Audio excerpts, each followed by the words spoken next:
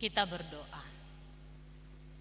Terima kasih Tuhan atas kasih setiamu yang senantiasa melindungi dan memelihara hidup kami, serta menolong kami Tuhan dalam tiap langkah kami. Satu minggu yang telah kami lalui hingga Engkau hantarkan kami pada minggu yang baru ini. Ya Tuhan, kami mau mendengarkan firman-Mu. Berkati hati dan pikiran kami, kuasai kami di dalam Roh Kudus, agar kami mengerti isi firman-Mu. Di dalam nama Yesus Kristus kami berdoa. Amin. Selamat hari Minggu bagi kita semua. Selamat hari Minggu, Amang Inang. Terima kasih. Jemaat yang dikasihi Tuhan Yesus Kristus, firman Tuhan bagi kita pada minggu ini tertulis di dalam kitab Mazmur pasal 33 ayat 12 sampai dengan ayat 22. Saya akan membacakan bagi kita sekalian. Beginilah dikatakan: Berbahagialah bangsa yang Allahnya ialah Tuhan, suku bangsa yang dipilihnya menjadi miliknya sendiri. Tuhan memandang dari sorga, ia melihat semua anak manusia. Dari tempat kediamannya ia menilik semua penduduk bumi. Dia yang membentuk hati mereka sekalian, yang memperhatikan segala pekerjaan mereka. Seorang raja tidak akan selamat oleh besarnya kuasa. Seorang pahlawan tidak akan tertolong oleh besarnya kekuatan. Kuda adalah harapan sia-sia untuk mencapai kemenangan, yang sekalipun besar ketangkasannya tidak dapat memberi keluputan. Sesungguhnya mata Tuhan tertuju kepada mereka yang takut akan Dia, kepada mereka yang berharap akan kasih setianya, untuk melepaskan jiwa mereka daripada maut dan memelihara hidup mereka pada masa kelaparan. Jiwa kita menanti-nantikan Tuhan. Dialah penolong kita dan perisai kita. Ya, karena Dia hati kita bersuka cita, sebab kepada namanya yang kudus kita percaya. Kasih setiamu ya Tuhan kiranya menyertai kami seperti kami berharap kepadamu. Demikian firman Tuhan. Jemaat yang dikasihi Tuhan Yesus Kristus, saya awali khotbah ini dengan sebuah atau satu pertanyaan. Apakah kita saat ini merasa bahagia?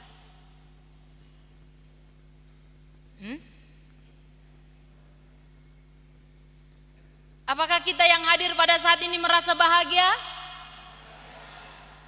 Tapi saya perhatikan tadi lagu kita dari awal sampai yang terakhir ini nomor 468, semua dari lagu itu ada kata berbahagia, bahagia. Tetapi kita menyanyikannya sepertinya berat gitu ya. Apa itu bahagia?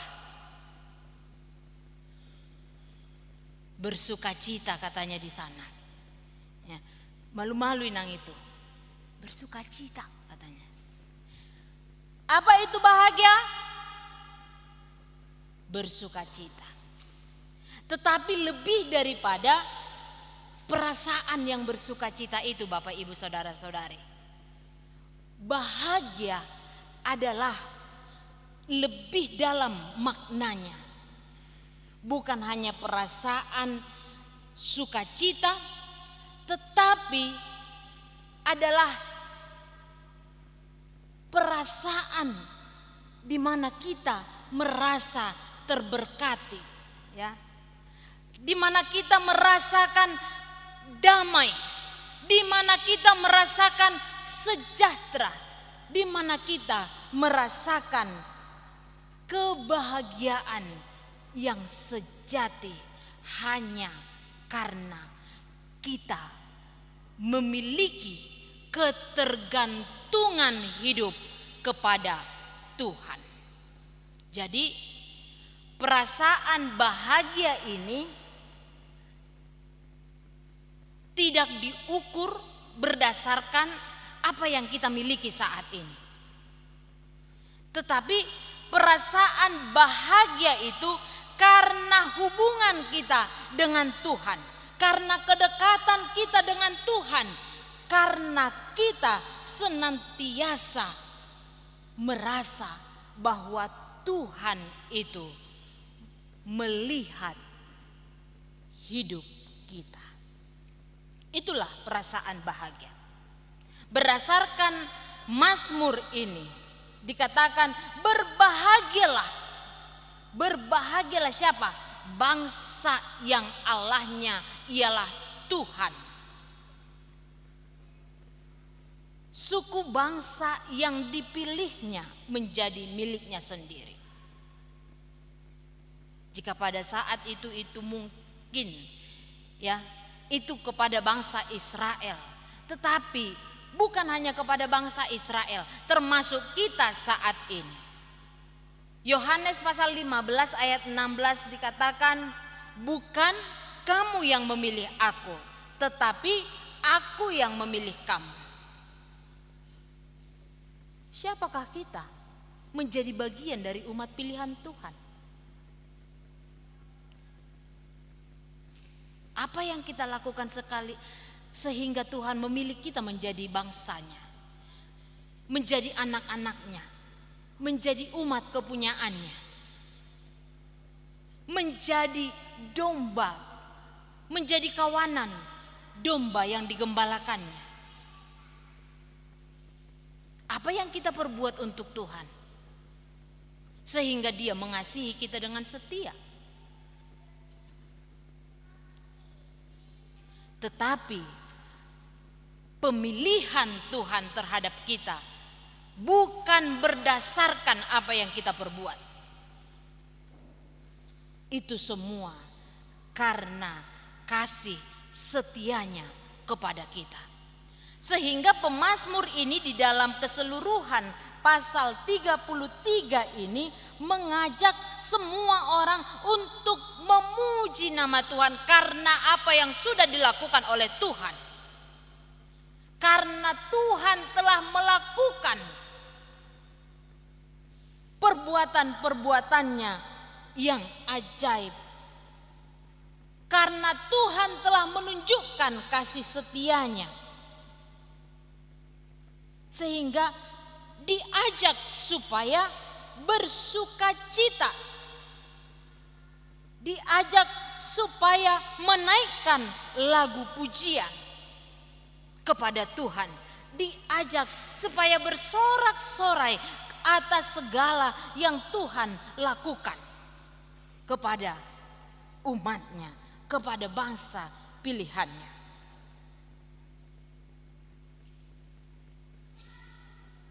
Bapak, Ibu, saudara-saudari yang terkasih di dalam nama Tuhan Yesus Kristus. Kebahagiaan kita adalah karena Tuhan itu memilih kita. Karena Tuhan selalu melihat dan menilik kehidupan kita. Dikatakan di dalam Mazmur ini tadi, dikatakan bahwa Dia selalu memandang ke bawah dari sorga, melihat, menilik, memperhatikan, memelihara, melindungi, menolong. Luar biasa. Jadi ini jaminan kebahagiaan kita. Sekalipun kita merasa sendiri, tetapi ada Tuhan yang selalu menyertai. Kita tidak pernah sendiri, Bapak, Ibu, saudara-saudari. Sekalipun pertolongan itu kerasa tidak ada, tetapi Tuhan itu selalu melihat dan pertolongannya tidak pernah terlambat. Jaminan kebahagiaan kita karena Tuhan senantiasa memandang kita. Ini harus kita pahami. Ya. Sainolnoldo mata ni Jehovah. Mata Tuhan tertuju kepada mereka yang takut akan Dia. Jadi ketika kita mendengarkan ini, mungkin kita teringat kepada sebuah lagu sekolah minggu ya, yang sudah pernah kita ajarkan mungkin kepada anak-anak atau cucu. Dikatakan demikian, mata Tuhan melihat apa yang kita perbuat, apa yang baik, apa yang jahat. Oleh karena itu, janganlah lakukan yang jahat, tetapi lakukanlah yang baik, katanya. Karena mata Tuhan itu selalu melihat apa yang kita perbuat. Itu artinya Tuhan kita itu Tuhan yang senantiasa memelihara dan mengamati, ya, kehidupan kita. Dikatakan bahwa tidak ada sesuatu hal yang tersembunyi di hadapan Tuhan. Sekalipun manusia itu sering sekali melakukan hal-hal yang tersembunyi. Ya.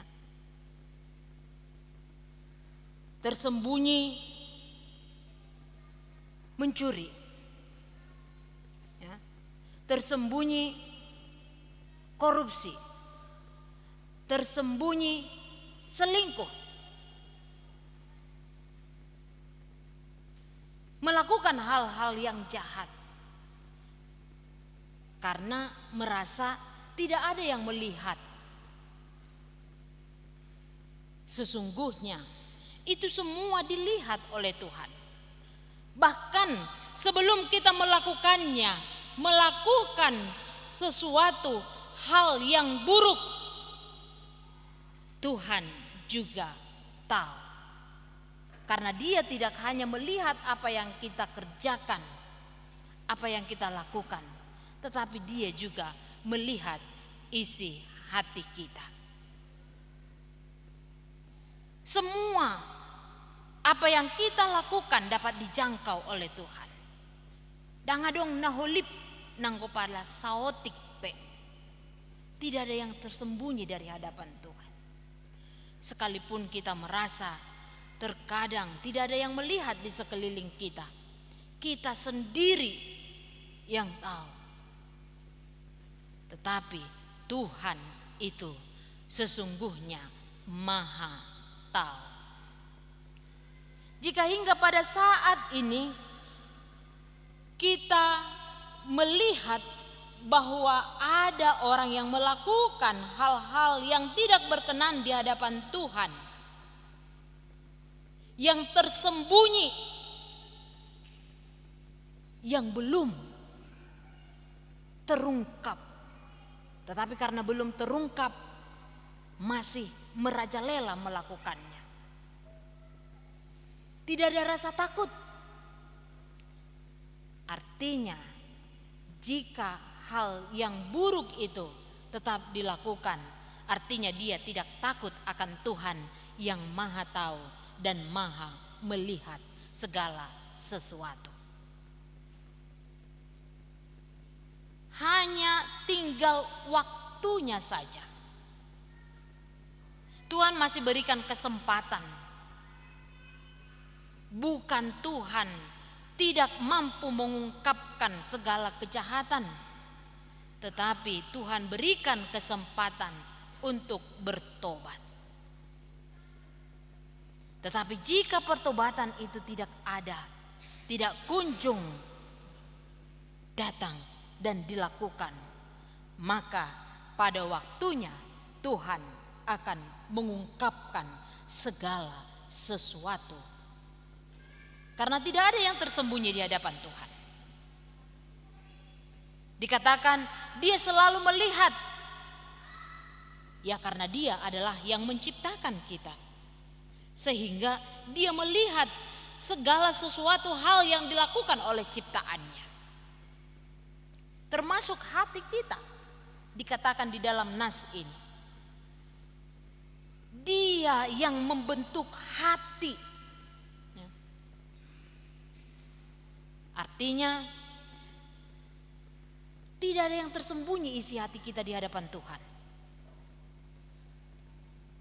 Dia yang memperhatikan segala pekerjaan. Hati ini ya adalah tempat di mana segala sesuatu sebelum kita kerjakan, sebelum kita ungkapkan, sebelum kita katakan, dipertimbangkan di dalam hati. Hati adalah tempat untuk mempertimbangkan segala sesuatu. Oleh sebab itu dalam kitab Amsal dikatakan, jagalah hatimu dengan segala kewaspadaan, karena dari sanalah terpancar kehidupan. Karena hati kita ini sendiri adalah buatan tangan Tuhan. Jadi Dia tahu apa yang tersembunyi di dalam hati kita, apa yang kita pikirkan dan dipertimbangkan di dalam hati sebelum kita mengerjakannya, melakukannya, apakah itu yang baik atau yang jahat. Ya, dikatakan mata Tuhan ada di segala tempat, mengawasi orang jahat dan orang baik. Amsal 15 ayat 3. Jadi ada di segala tempat, tidak ada yang tersembunyi. Jika kita memasang CCTV di rumah, ya 3 titik, artinya titik yang tidak terjangkau dari yang ketiga titik ini, ya tidak terjangkau, tidak dapat dilihat. Artinya masih terbatas. Kita juga masih terbatas, ya termasuk kemampuan kita. Manusia itu terbatas untuk mengenali sesamanya manusia. Dia hanya mampu melihat apa yang diungkapkan, apa yang dikatakan, apa yang dikerjakan. Sehingga kita membuat suatu keputusan bahwa dia seperti ini, dia seperti ini. Tetapi Tuhan tidak demikian. Tuhan itu melihat hati, tidak melihat rupa.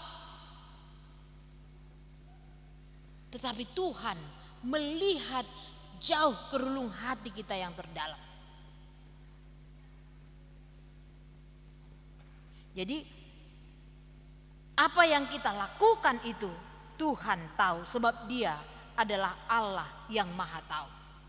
Keterbatasan kita sesama manusia di dalam memahami kita, di dalam kekuatan kita, di dalam kemampuan kita, Tuhan juga tahu. Bahkan untuk merancangkan masa depan kita, Tuhan juga tahu.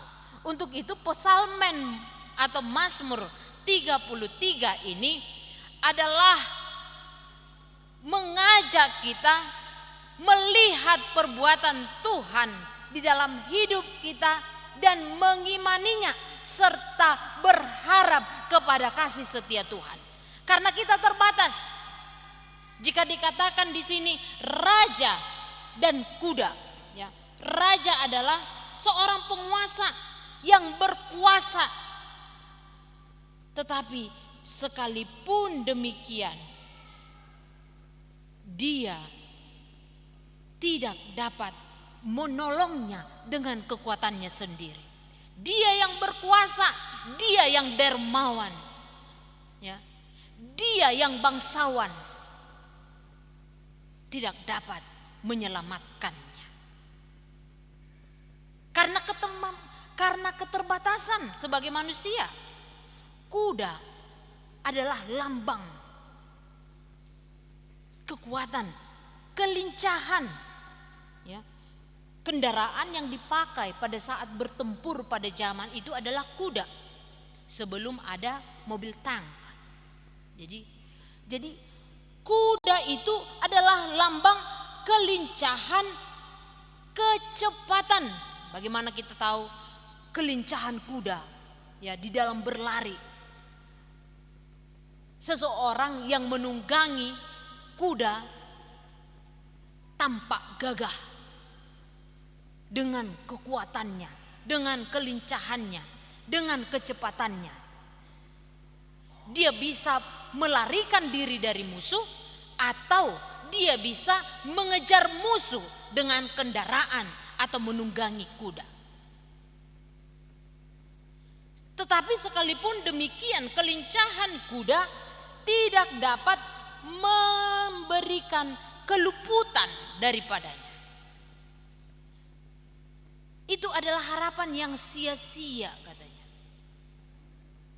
Artinya apa yang ada di dunia ini, kebahagiaan yang bersumber dari dunia ini, kemegahan yang bersumber dari dunia ini, sukacita yang bersumber dari dunia ini, segala sesuatunya itu adalah sia-sia. Seperti khotbah 2 minggu yang lalu di dalam pertanyaan ya. Dari kitab Pengkhotbah pasal 1 itu. Segala sesuatunya berlalu sia-sia. Segala sesuatunya adalah hal yang menyusahkan manusia. Tidak ada yang kekal. Termasuk kecerdasan kita untuk memahami. Jika kita mengandalkannya, maka semuanya itu adalah hal yang sia-sia. Untuk itu Mazmur ini mengajak kita benar-benar berserah penuh kepada Tuhan, mengandalkan Tuhan. Karena dengan demikian kita menggambarkan hidup takut akan Tuhan. Hidup yang bergantung kepada Tuhan. Hidup yang dijalani dengan atau seturut dengan kehendak Tuhan. Itulah orang yang beriman. Tidak menyandarkan hidupnya kepada apa yang dia miliki. Tidak mengukur kebahagiaannya dengan apa yang dia miliki. Karena tidak selamanya apa yang kita miliki membuat kita bahagia. Termasuk anak. Termasuk kekayaan dan kejayaan. Termasuk kuasa. Tidak selamanya memberikan kebahagiaan yang sejati. Tetapi kebahagiaan yang sejati itu adalah ketika kita hidup di dalam Tuhan. Maka kondisi apapun di dalam dunia ini tidak mampu mempengaruhi kebahagiaan kita. Baik itu duka cita, tidak mempengaruhi kebahagiaan orang yang beriman. Karena dia dekat dengan Tuhan. Di dalam perjanjian baru dikatakan bahwa orang-orang yang berbahagia itu adalah bukan hanya orang yang kaya, tetapi orang-orang yang miskin juga adalah orang yang bahagia. Karena tadi kebahagiaannya tidak dinilai dari apa yang dia miliki, tetapi kebahagiaannya itu bersumber dari Tuhan. Kebahagiaannya itu bukan hanya ketika dia tidak merasakan pergumulan dan penderitaan. Di dalam Matius 5 ayat 3 sampai dengan ayat 12 itu digambarkan adalah gambar manusia yang berbahagia. Situasi yang dialami oleh manusia yang berbahagia. Termasuk yang menderita, termasuk yang miskin, termasuk yang dianiaya oleh karena kebenaran. Jika kita membaca di dalam Matius 5 ya, ayat 3 sampai dengan ayat 12. Termasuk yang dianiaya, itu juga adalah orang yang berbahagia, termasuk orang yang miskin, ya, termasuk orang yang menderita. Artinya situasi di dunia ini tidak mempengaruhi kebahagiaan kita, karena kebahagiaan yang sejati itu adalah ketika Tuhan sudah menjadi milik kita dan kita milik Tuhan. Itu. Jadi bagaimana ketika dua insan merasa saling memiliki dan saling memperhatikan? Apakah ada kebahagiaan? Ada kehangatan di sana? Ada cinta kasih? Tentunya ada. Demikian juga Tuhan yang telah memilih dan memanggil serta menetapkan kita sebagai umat-Nya. Maka di sanalah kebahagiaan kita yang sejati. Jadi situasi apapun yang kita alami saat ini tidak mempengaruhi kebahagiaan kita.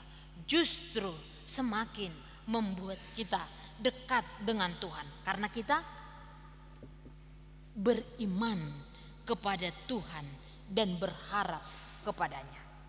Jadi orang yang beriman itu adalah orang yang berharap, ya. Seperti yang tertulis di dalam Ibrani pasal 11 ayat 1. Dasar iman itu adalah dasar dari segala sesuatu yang kita harapkan dan bukti dari segala sesuatu yang tidak kita lihat. Termasuk kehidupan esok setelah kita melewati proses-proses di dunia ini. Proses pemurnian iman. Apakah kita percaya? Apakah kita bahagia menantikan hari esok setelah kehidupan kita di dunia ini berlalu? Seperti lagu kita 468 tadi, ya. Enak. Bagaimana kita mengharapkan surga itu bagian dan milik kita sebagai orang beriman. Seperti Ibrani yang kita baca tadi, ayat 12, ayat 8 sampai dengan ayat 16 itu. Kita dikumpulkan di satu tanah air surgawi. Ini kebahagiaan kita, di mana kita nantinya dikumpulkan di satu tanah air surgawi. Jadi tanah air Indonesia, ya, sekarang yang kita di tempat kita berpijak saat ini, tanah airku Indonesia. Tetapi nantinya setelah kita diproses dalam kehidupan kita di dunia ini, maka kita dikumpulkan di satu tanah air surgawi. Itu yang membuat kita bersuka cita dan bahagia.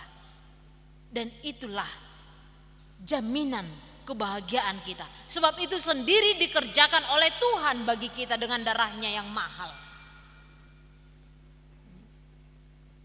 Untuk itu bagaimana kita mempertahankan keselamatan dan pemilihan Tuhan terhadap kita saat ini. Tentunya kesengsaraan itu tidak luput dari kita. Pasti kita mengalami kesengsaraan, pasti kita mengalami penderitaan. Tetapi berharap pada Tuhan adalah jauh lebih baik daripada mengandalkan kekuatan kita sendiri.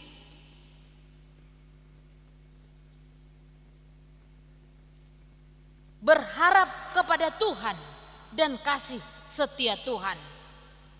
Sebab dengan berharap maka kita akan dikuatkan untuk bersorak-sorai dan memuji Tuhan karena perbuatannya yang ajaib. Mari Bapak Ibu Saudara-saudari jalani hidup dengan kebahagiaan karena Tuhan telah memilih kita menjadi miliknya. Amin. Kita berdoa.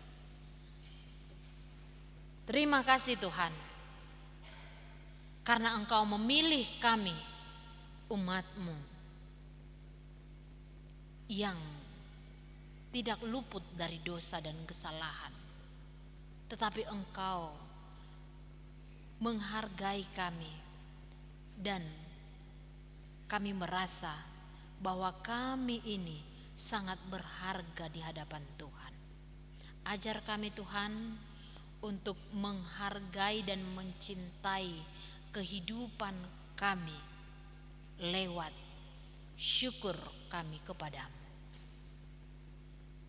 Biarlah kesempatan kami hidup di dunia ini kami pakai untuk senantiasa dekat kepada Tuhan dan takut akan Engkau. Sebab di dalam rasa takut kami akan Tuhan, kami senantiasa mengandalkan Tuhan dan sadar bahwa Engkau ada di segala tempat dan keberadaanmu tidak dibatasi ruang dan waktu. Ajar kami Tuhan untuk melakukan dan memikirkan hal-hal yang berkenan di hadapan Tuhan. Memang banyak hal yang menggoda dan mungkin mampu menjauhkan kami daripada Tuhan. Kenikmatan di dunia ini yang ditawarkan oleh dunia ini, biarlah Tuhan kami mampu melawan segala godaan itu dan mengandalkan kuasa-Mu supaya kami selamat dan luput dari hal-hal yang jahat. Biarlah kami Tuhan berjalan sesuai dengan kehendak-Mu, karena kasih-Mu yang setia kepada kami. Ajar kami selalu setia kepadamu. Inilah kami Tuhan, umat-Mu, HKBP Ciputat ini. Kami mau menyerahkan diri kami kepadamu dalam 1 minggu ini yang akan Engkau berikan bagi kami. Kami belum tahu apa yang akan kami lewati, situasi yang bagaimana, kondisi yang bagaimana, tetapi biarlah segala sesuatu apapun yang akan kami lalui tidak mempengaruhi kebahagiaan dan pujian serta syukur kami kepadamu. Di dalam nama Yesus Kristus Tuhan kami berdoa. Amin.